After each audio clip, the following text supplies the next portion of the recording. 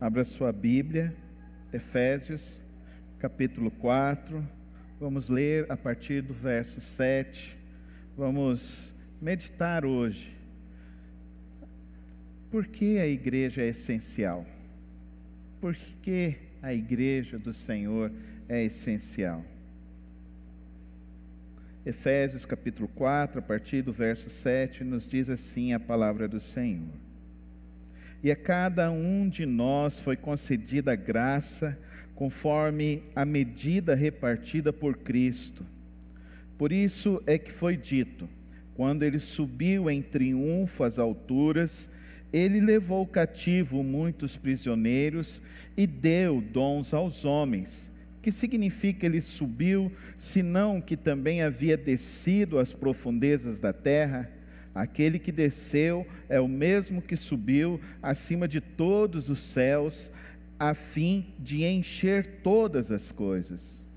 E ele designou alguns para apóstolos, outros para profetas, outros para evangelistas e outros para pastores e mestres, com o fim de preparar os santos para a obra do ministério, para que o corpo de Cristo seja edificado, até que todos alcancemos a unidade da fé e do conhecimento do Filho de Deus, e cheguemos à maturidade, atingindo a medida da plenitude de Cristo.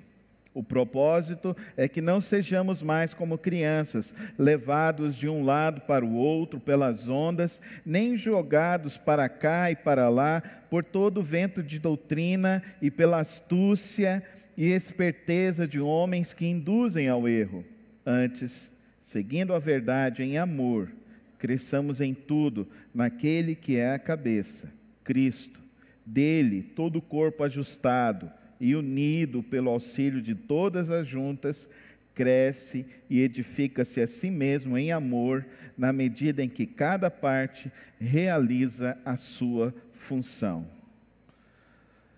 Pai de amor, obrigado por podermos ter essa liberdade de ler Tua Palavra e podermos nesta hora refletir em Tua Palavra.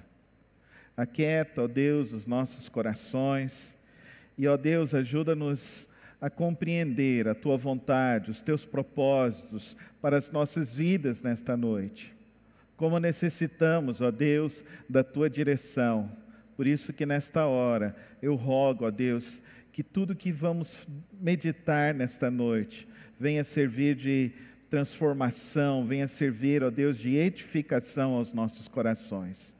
Toma, ó Deus, os nossos corações nesta noite e ajuda-nos, ó Deus, a compreender o Teu querer, em nome de Jesus.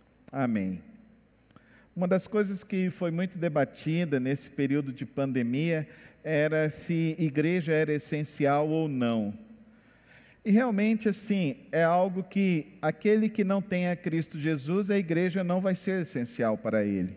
Mas para aquele que tem a Cristo Jesus, ele precisa entender que a igreja é essencial para a sua vida. Então, nesse caminho da pandemia, a igreja foi desafiada a viver em unidade, a viver em comunhão, mesmo por meio desse caminho virtual.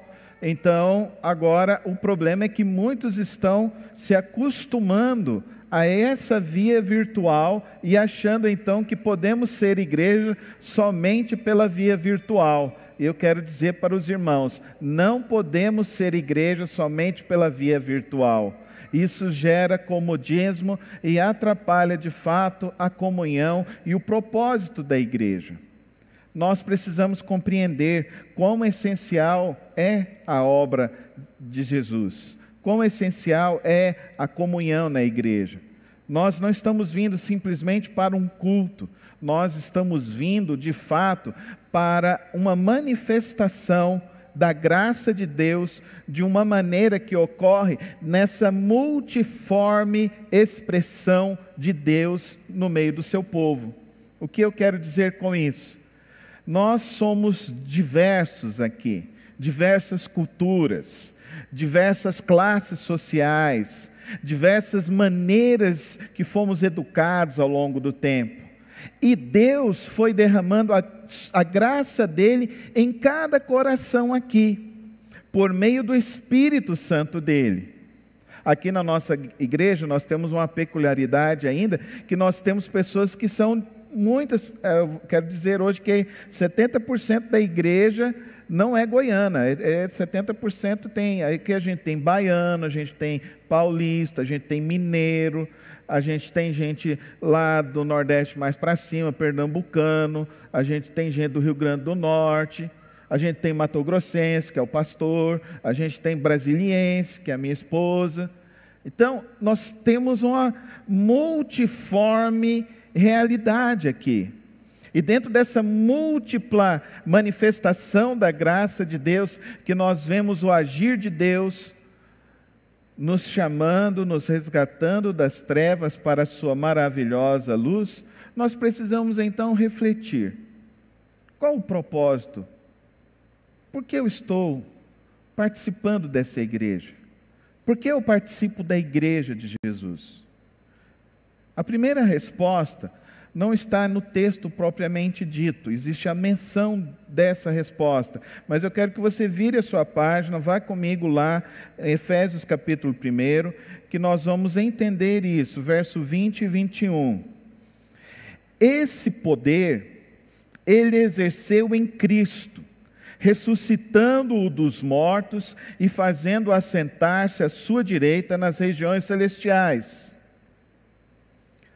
muito acima de todo governo, autoridade, poder e domínio, e de todo nome que se possa mencionar, não apenas nesta era, mas também na que há de vir.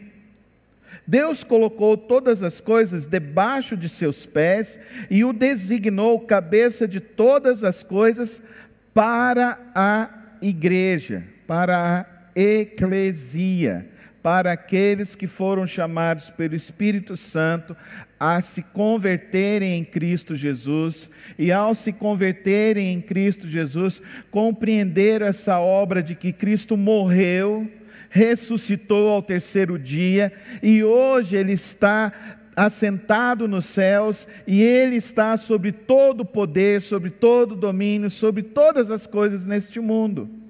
E quando nós viemos aqui ao capítulo 4, nós vamos ver que Paulo está dizendo justamente isso, conforme a medida repartida por Cristo, no verso 7. Se você olhar ainda mais no verso 9, ele diz assim, verso 10, aquele que desceu é o mesmo que subiu acima de todos os céus, a fim de encher todas as coisas.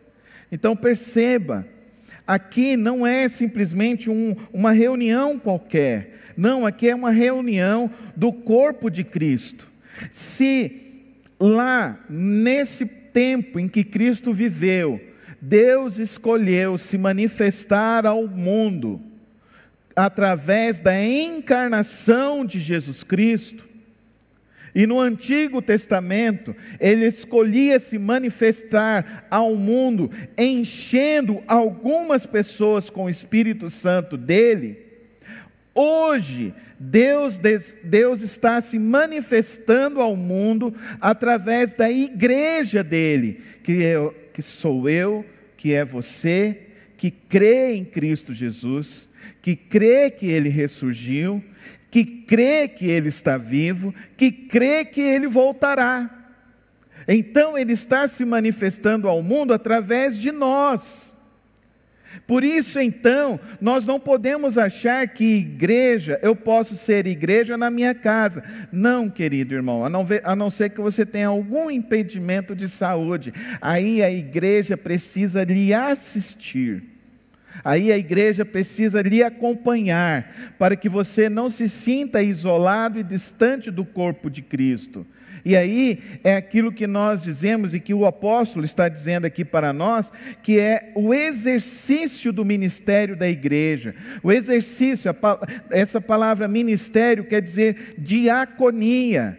É no sentido de que nós servimos um ao outro, nós ajudamos um ao outro. Ajudamos para quê? Ajudamos para que todos nós cheguemos à maturidade de vida nesta vida. Amém, irmãos? Por isso, igreja é essencial. frequentar a igreja é essencial para a sua vida espiritual. Buscar conhecer os irmãos alimenta a sua vida e lhe faz compreender mais da multiforme graça, mais da multiforme manifestação de Deus. Por isso que quando falamos de comunhão, não é um mero conhecer, vai mais além. Você conhece, mas você chora, você ri, você se enche de alegria quando chega um bebê que foi gestado numa família da igreja. Mas você se compadece quando uma família da igreja perde um ente querido. Mas você se entristece e chora quando alguém de nós está doente. Mas você se alegra quando ele é curado. Nós oramos por você, Cadu. O Cadu está aqui hoje, ele teve comprometimento, foi curado para a glória de Deus da Covid. Amém, Cadu? Dá uma salva de palmas a Deus, irmãos.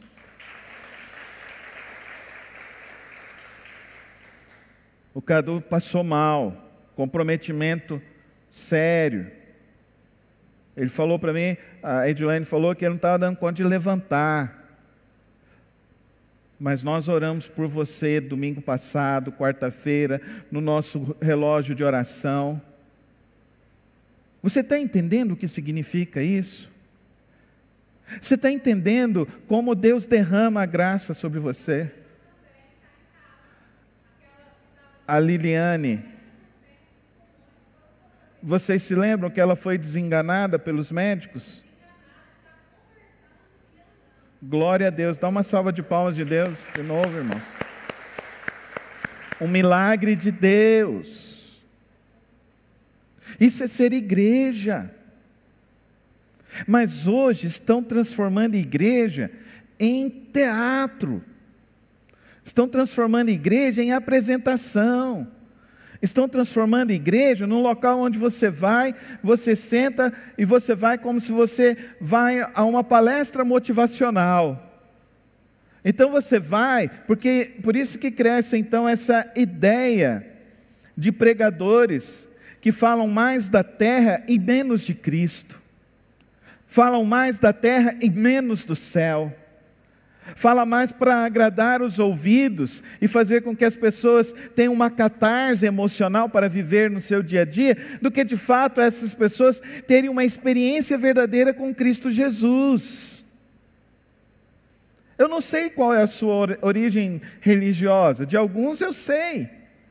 Mas a minha pergunta é, se no lugar onde você nasceu ali na fé em Cristo Jesus, se aquele local te levou a conhecer com profundidade a palavra de Deus, se aquele local te levou a conhecer de fato quem é o Cristo, quem é o teu Redentor, quem é o teu Salvador, onde Ele está, o que Ele faz hoje. A igreja é essencial. Mais do que é essencial, a igreja ela é extremamente necessária para a sua vida cristã. A igreja é necessária para o fortalecimento da sua família, da sua casa. A igreja é necessária para todas as nossas dimensões de vida, para todos os nossos relacionamentos. Como a igreja está sendo necessária hoje para a educação dos nossos filhos. Com esse advento da ideologia de gênero, com esse advento de que você pode se separar quando você bem entende. Eu não dei certo, então vou largar. Você já parou para perceber que a igreja é um único agrupamento de gente que busca fortalecer a sua família e a sua casa? Muito embora alguns movimentos hoje neopentecostais estão falando para algumas pessoas assim, olha que aberração, olha que coisa terrível.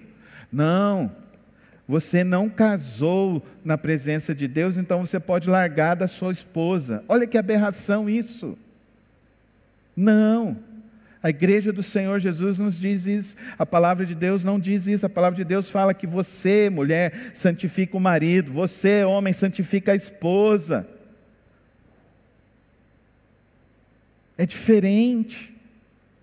A igreja é essencial porque ela promove o reino de Deus. A igreja é essencial porque ela nos leva a amadurecer espiritualmente, nos levará à maturidade de vida.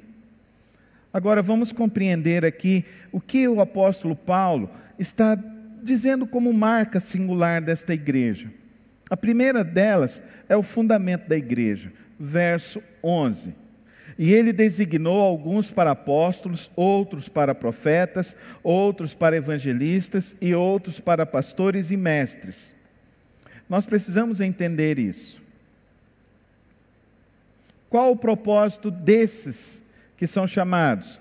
Com o fim de preparar os santos para a obra do ministério, para que o corpo de Cristo seja edificado, até que todos cheguemos à unidade da fé e do conhecimento do Filho de Deus e cheguemos à maturidade, atingindo a medida da plenitude de Cristo. Qual é o fundamento da igreja? O fundamento da igreja não é da vida humana. O fundamento da igreja está em Cristo Jesus, amém? Ele é o cabeça da igreja. Por isso então que ele comissiona pessoas. Por isso então que ele usa pessoas. As primeiras pessoas que ele usou foram seus 12 apóstolos. Um deles se desviou, mas depois Deus levantou o apóstolo Paulo. Esses são os apóstolos. Esses apóstolos que ele coloca aqui, são esses que escreveram a palavra de Deus, foram esses que foram testemunhas oculares de Cristo Jesus. Em outras palavras, eles viveram com Cristo, conheceram a pessoa de Jesus Cristo em carne. Pastor, hoje nós temos apóstolos? Não temos apóstolos. Infelizmente hoje cresce em nosso meio uma estratificação, um clero religioso, que não é o propósito de Deus. O propósito de Deus é que todos cheguemos à maturidade cristã, amém, irmãos? Sabe o que eu desejo como pastor?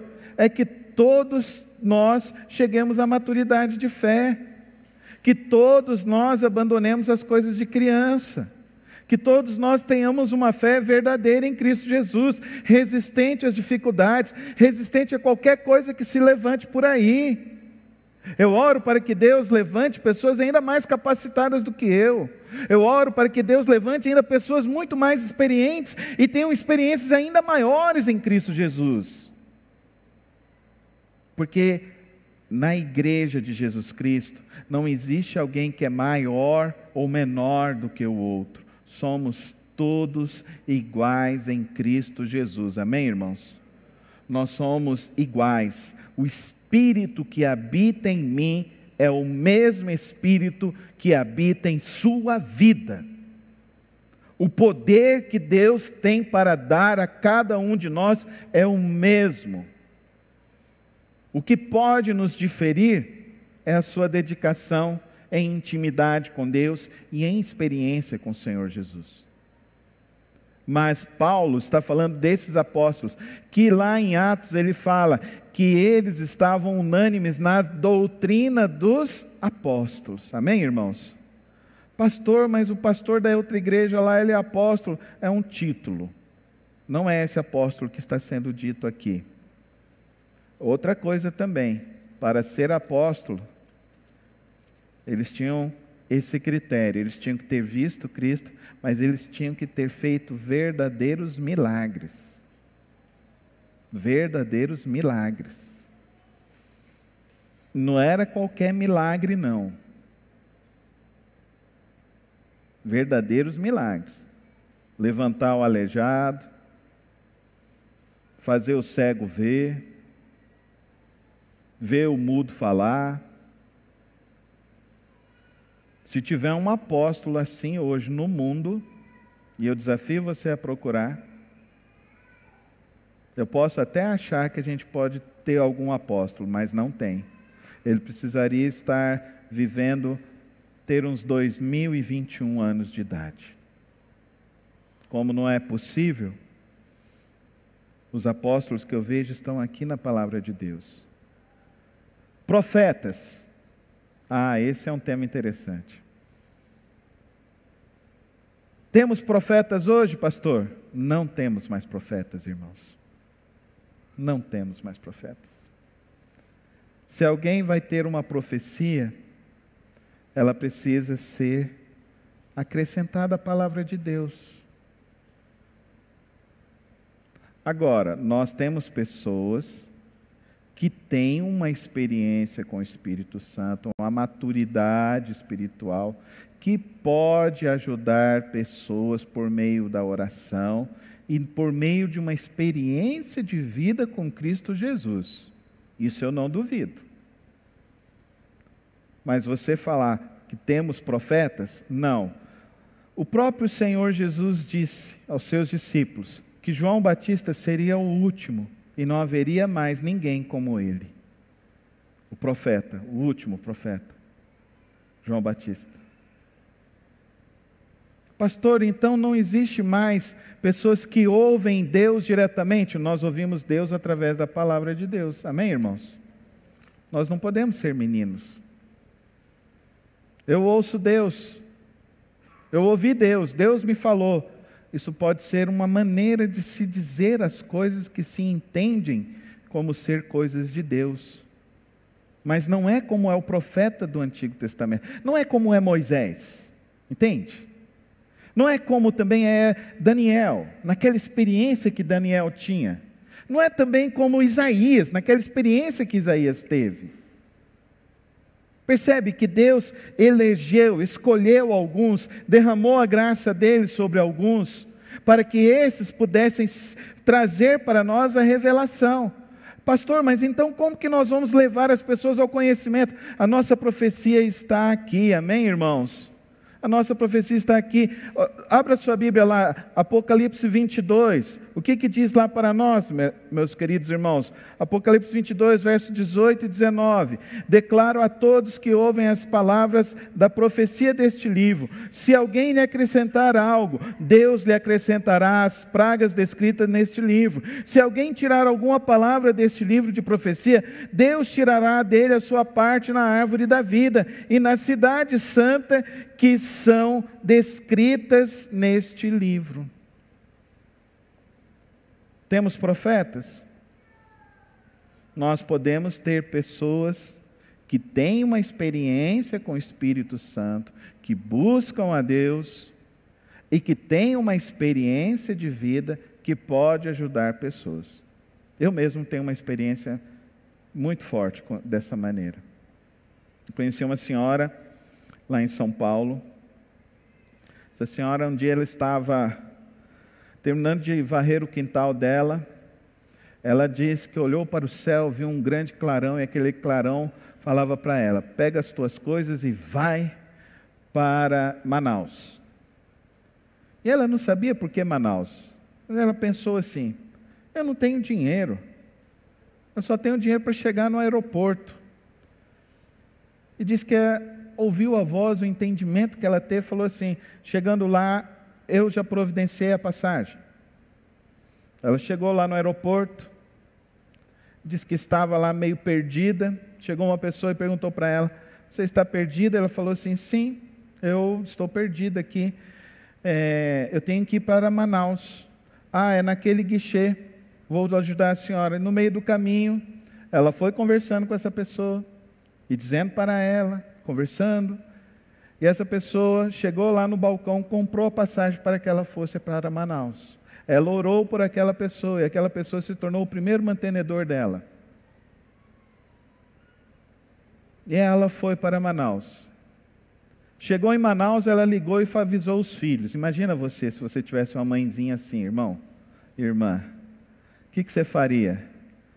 Irmão, se fosse minha mãe, eu ia lá dar uma bronca nela, eu ia puxar a orelha dela. Que negócio é esse, mãe, que a senhora está ouvindo aí agora, essas coisas? Ela foi. Ela ficou 7 anos. Em 7 anos, ela abriu uma igreja, um trabalho missionário. Ela visitou 16 localidades de ribeirinhos. Nessas 16 localidades de ribeirinhos, ela evangelizou, ganhou famílias para Cristo Jesus, fundou igrejas nesses ribeirinhos, E aí um dia ela estava lá, ela viu um pescador tirando um peixe, e ela, vendo aquele pescador tirando o peixe, aí o pescador virou e falou para ela assim: vamos embora porque acabou a pesca. Aí ela virou e falou assim: Deus está dizendo que acabou o meu tempo aqui, eu preciso voltar hoje para São Paulo. E aí já era noite, e o pescador: não, vamos sair amanhã. Não, eu preciso voltar hoje para São Paulo. E foram à noite, subindo o rio Solimões. E aquela subida, chegaram em Manaus, ela não tinha dinheiro para voltar. Ela não teve dinheiro para ir. Deus a sustentou ela. Cada história, que se eu contar aqui, vamos passar muito tempo. Só para vocês terem ideia, eu fiquei 3 dias ouvindo as histórias dela. Uma pessoa, uma serva de Deus, temente a Deus, uma mulher de oração, verdadeiramente em Cristo Jesus, nunca avogou nenhum título, nunca quis ser pastora, nunca, quando chamavam ela de profeta, ela falava assim: eu não sou profeta, eu sou uma serva de Cristo Jesus. Não, você é uma pastora. Ela virou e falou assim: não, não sou pastora, eu sou uma serva de Jesus, e esse é o que eu quero que vocês me chamem, disse, uma serva de Jesus Cristo. Essa é uma característica daqueles que de fato servem a Jesus Cristo. Eles não precisam de títulos. Eles não precisam serem apresentados. A vida deles se torna uma presença. Ela chegou lá, aconteceu a mesma coisa. Ela conheceu uma pessoa, a pessoa pagou a passagem, ela voltou para São Paulo, chegou em São Paulo, ligou do aeroporto para os filhos foram buscar, e a filha virou e falou assim: mãe, eu estou com câncer. Daí ela virou e falou assim: fique calma, Deus me disse que isso será para a vida, não para a morte. A filha foi curada. O dia que eu estive com ela, ela virou e falou assim para mim: a obra não é aqui, a obra é lá na sua terra. E lá na sua terra vai ser uma obra que você vai enviar pessoas para o mundo todo. Pastor, isso foi uma profecia. Querido irmão e querida irmã, eu tenho tanta experiência com Deus, que eu aprendi o seguinte: eu fico com a palavra sempre, amém? Mas o próprio Deus diz assim: errais porque não conheceis as Escrituras, mas não conheceis o poder de Deus. Eu nunca fui um coração fechado para as coisas de Deus. Deus usa pessoas assim, usa. Isso é profecia, pastor? Eu não sei o nome disso, irmãos. Eu não sei o nome disso. O que eu sei é que a Bíblia me diz que eu não posso chamar isso de profecia. Mas eu posso dizer que Deus nos traz orientações por meio de pessoas maduras espiritualmente. Sabe o que eu aprendi com toda essa história dessa senhora? Com toda essa história que eu estou contando aqui para vocês, é que o propósito de tudo das nossas vidas é se no final Deus vai ser glorificado em nossas vidas, amém? O propósito de tudo que está acontecendo em nossos corações é se no nosso coração a cada dia ele está sendo amoldado pelo oleiro. Você já viu como que se faz um vaso? Ele pega ali, ele vai batendo, ele vai pegando aquela massa, vai subindo, vai subindo, vai subindo, vai fazendo, até formar o vaso que ele quer. Sabe o que eu aprendi e tenho aprendido ao longo desses anos, à luz da palavra de Deus, é que a igreja é o local mais essencial para a vida de qualquer cristão. É porque é aqui que nós somos aperfeiçoados, é aqui que nós somos moldados, é aqui que nós descobrimos o que Cristo quer para nós. Mas o problema é que nós não queremos amadurecer, nós não queremos aceitar o que Cristo tem para nós. Nós ouvimos uma experiência dela, ainda é capaz de alguém chegar e falar assim: pastor, me fala o nome dela, me fala onde ela mora que eu vou lá para consultar. E aí você não quer uma palavra de Deus, você quer uma macumba gospel. Você quer alguém que adivinhe o futuro para você. Querido irmão e querida irmã, isso se chama meninice, não é isso. O que você precisa entender, e eu também preciso entender, e esse é o nosso desafio, é que todos os dias existem diversas tomadas de decisões em nossas vidas, e que Cristo espera que quando nós formos tomar nossas decisões, nós tomemos as nossas decisões revestidos com o poder do alto, amém, irmãos? Revestidos com Cristo Jesus, desejosos de que essas decisões resultem para a glória de Deus.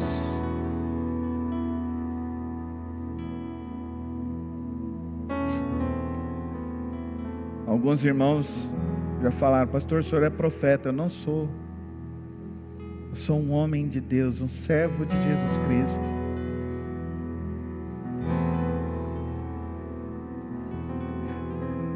Me lembro do Russell Shedd em sala de aula, e um aluno virou e falou assim, tipo aquele Rolando Lero lá daquele programa do Chico Anísio, né?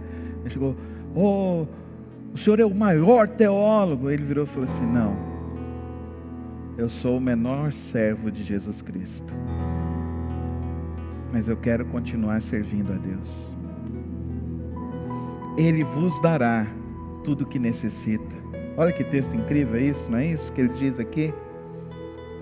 Você amadurece, você não vai sendo mais jogado para cá, para lá, você não vai ficando mais procurando essas macumbas, essas coisas, você não vai ficar procurando adivinhos, você não vai ficar procurando gente que joga búzios ou qualquer outra coisa, porque você vai ler a palavra e você vai aprender. Você vai frequentar a igreja e vai aprender com os irmãos. Você vai conhecer o testemunho de vida, as experiências que cada um tem. Nós vamos compartilhando, nós vamos rindo, nós vamos chorando. Às vezes nós vamos sem ter vontade de ir também. Sabia? Tem gente que quer vir na igreja só quando, eu quero ir na igreja. Não, você vem sem vontade de vir, porque esse é o desejo de Deus. Alegrei-me quando me disseram: vamos à casa do Senhor. Então venha. Venha com vontade, venha sem vontade, mas venha entendendo que aqui é prioridade para você. Porque seguindo a verdade, em amor, nós vamos crescendo, nós vamos amadurecendo. O corpo dele vai se ajustando, a nossa vida vai se ajustando, na medida que cada um vai contribuindo com a vida do outro, a vida do próximo. Sabe o que eu tenho aprendido ao longo desses anos? Que igreja, para mim, é família.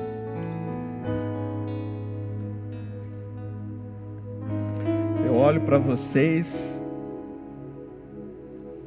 alguns eu falo, são irmãos, são irmãs, são meus sobrinhos. Eu já tenho até netinho. O Miguel me chama de vovô.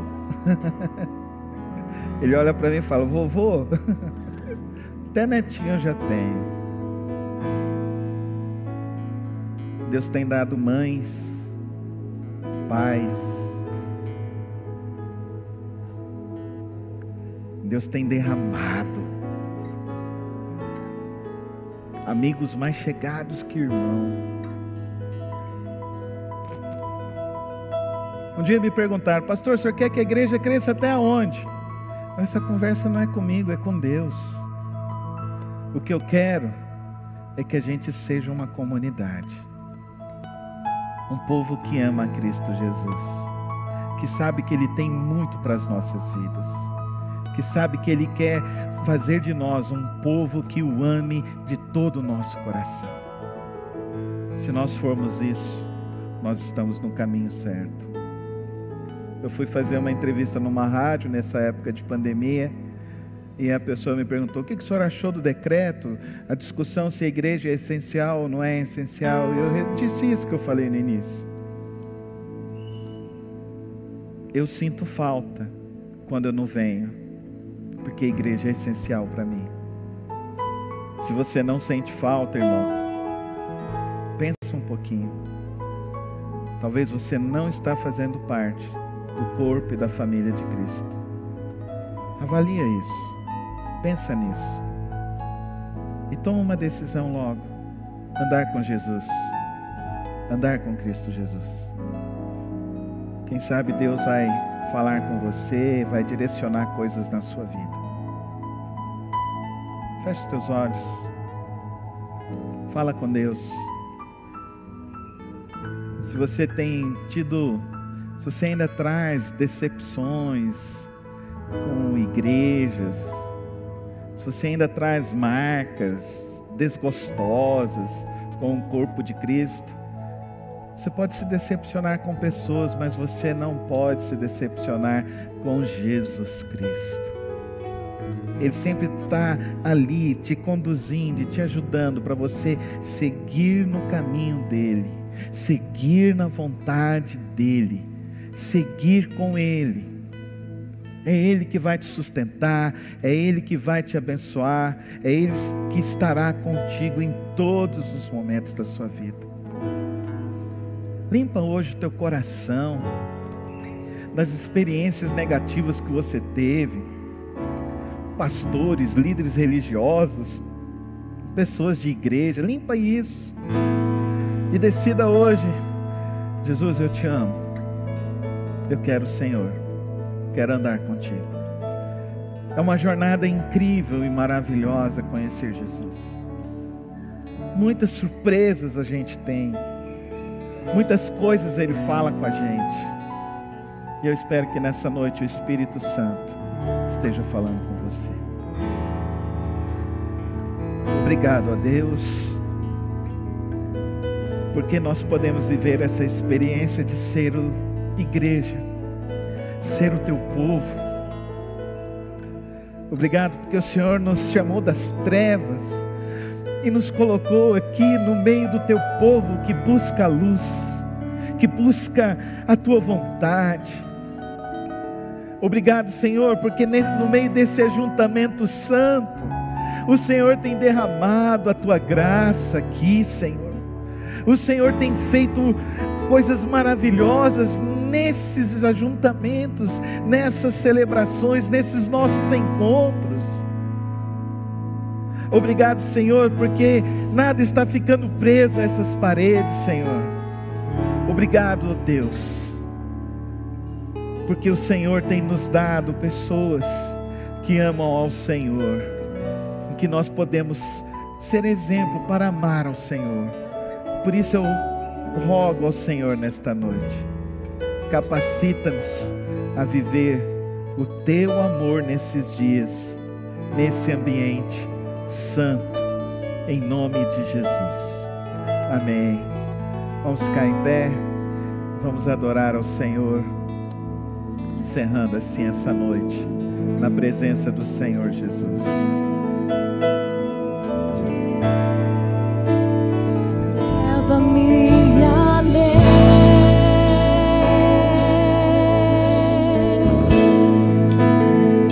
leva-me além,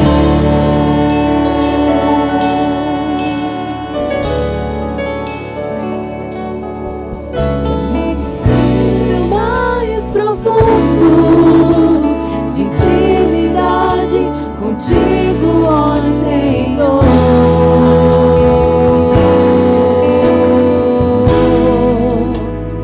Leva-me além,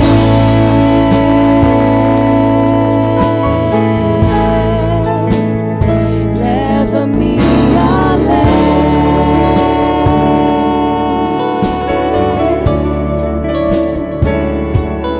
que a minha vida flua mais da tua unção, mais do teu poder.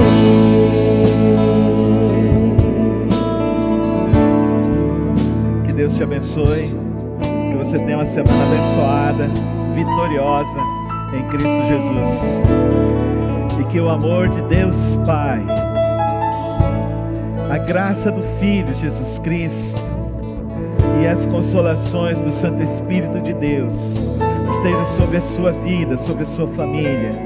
Que o Senhor te abençoe e te guarde e resplandeça sobre a tua vida da glória dele e te encha da paz dele que excede todo entendimento. Amém, amém, amém. Deus abençoe. Vamos na paz de Cristo. Seja bem-vinda, Rose. Venha mais vezes. Todos que estão chegando, Deus abençoe a todos.